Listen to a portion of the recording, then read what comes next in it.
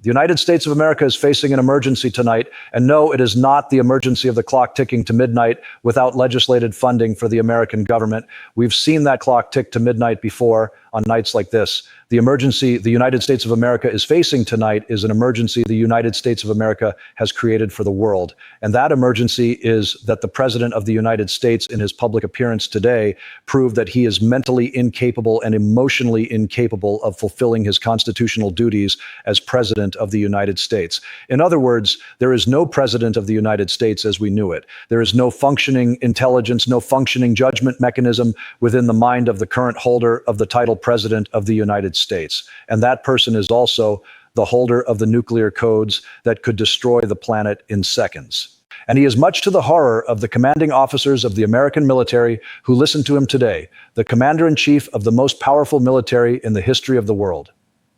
Much of the news media made the mistake of believing that all of the American commanding generals and admirals were being summoned to Quantico, Virginia, to listen to the small man of small experience who is currently the Secretary of Defense. That was obviously a fraudulent reason for demanding that all the generals and admirals fly from all over the world, leaving their command posts to listen to a speech.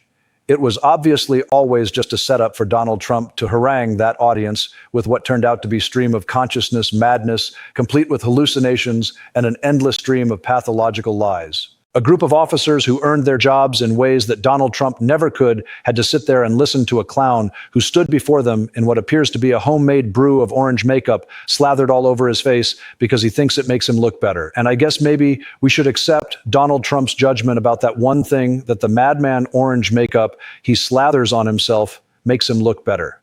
Maybe it does. We don't know. Maybe the actual sight of the actual color of his 79-year-old skin is much worse than the orange clown confection that he chooses, but we don't know. Or maybe the orange junk on his face is yet another proof that the man has no capacity to make a judgment about anything, including the way he looks, never mind nuclear weapons. What was he thinking backstage when his Secretary of Defense, who had to promise to stop drinking to get confirmed by the Senate, insulted all of the commanding officers in the room with this kind of idiocy? It's completely unacceptable to see fat generals and admirals in the halls of the Pentagon and leading commands around the country and the world. It's a bad look. It is bad, and it's not who we are. Okay, Pete, how about fat presidents? How about a president who has been fat every day of his political career? Is that a bad look? All of those generals can button their uniform jackets. All of those admirals can. Every one of them. So there's the Secretary of Defense who may or may not be managing his reported drinking problem, telling all of those commanding officers that they better never look as bad as Donald Trump, who can't even button his suit coat jacket. There was some suspense in the room today when Donald Trump was giving his speech. There was no suspense about would he cross the line that you never cross with the military as president and get political. Everyone knew he was going to do that. Everyone knew that he doesn't know there's a line. Everyone knew he was going to foolishly waste the admirals and generals' time telling them about how many swing states he won. And of course he did. The suspense in the room was whether the very, very tired, almost sleepy 79-year-old man at the microphone was going to make it through that 1 hour and 11-minute speech. And there were times in the middle of a sentence that it would seem like he just might drop right there, might not even finish that sentence. And what he seemed to be showing to the generals and the world is that he might not have the physical strength to make it through the 3 years, 3 months, and 20 days left of his presidency. Is that what has given J.D. Vance such a spring in his step lately? Is that why the vice president looks so happy these days? Donald Trump has never looked physically weaker or wearier than he did today. Weaker in every sense of that word, physically, mentally, because Donald Trump is uneducable. He still doesn't understand why he walked into a room of military commanders today and faced silence. Thank you very much, Pete. Great job you're doing too. Fantastic job. I've never walked into a room so silent before. This is very don't laugh. Don't laugh. You're not allowed to do that. You know what? Just have a good time. And if you want to applaud, you applaud. And if you want to do anything you want, you can do anything you want. And if you don't like what I'm saying, you can leave the room. Of course, there goes your rank. There goes your future. But you just feel nice and loose, okay? Because we're all on the same team. And I was told that, sir, you won't hear it. A murmur in the room. I said we had to loosen these guys up a little bit, so you just have a good time. He didn't loosen them up. They didn't have a good time. They didn't applaud. Politely applauded only at the end. Donald Trump lied to the commanders repeatedly, and they knew it. He told them, Ukraine is the worst war since World War II. Everyone sitting in that room knows that the war Donald Trump avoided by getting a doctor's excuse, the Vietnam War, which in Vietnam is correctly called the American War, killed over 4 million people. It was in what was then South Vietnam, North Vietnam, and as the United States spread the war into Cambodia and Laos, the war across those borders was much worse than what you're seeing in Ukraine. And he insulted the commanders with his lies about war. He told them that Portland, Oregon, quote, looks like a war zone. Spoken by someone who has no idea what a war zone looks like. Everyone in his audience knows what a war zone looks like. Everyone in his audience today knew that Donald Trump was lying. Donald Trump was telling the kind of lie that should concern his doctors and his family when he said Portland looks like a war zone. He hallucinated dialogue that has never happened.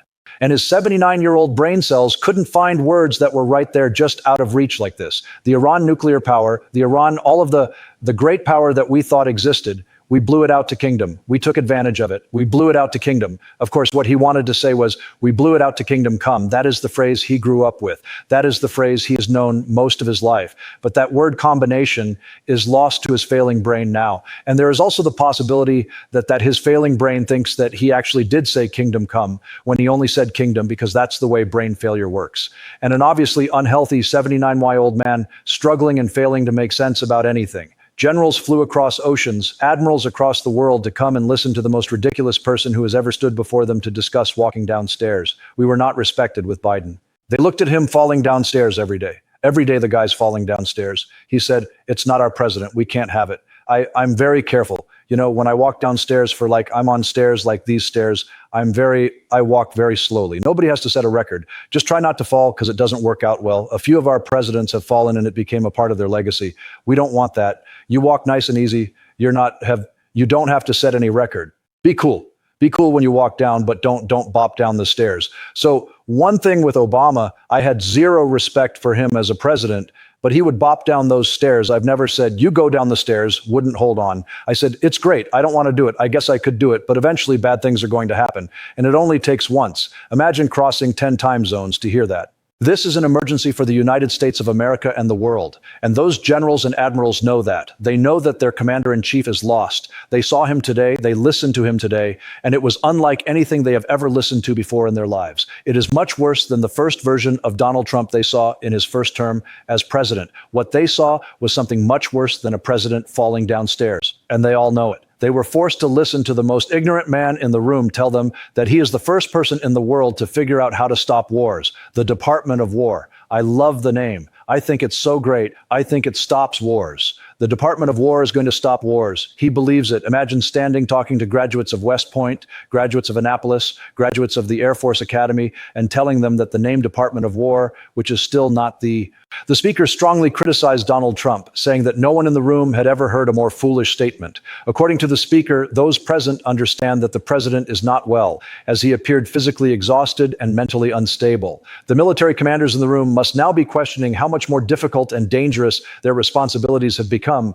after witnessing what they see as a confused and unhealthy commander-in-chief. Trump complained to members of the military that people fabricate statements and falsely attribute them to him. However, the speaker pointed out the irony that just a day earlier, Trump had posted an AI-manipulated video on social media that altered the words of Senate Majority Leader Chuck Schumer following a White House meeting.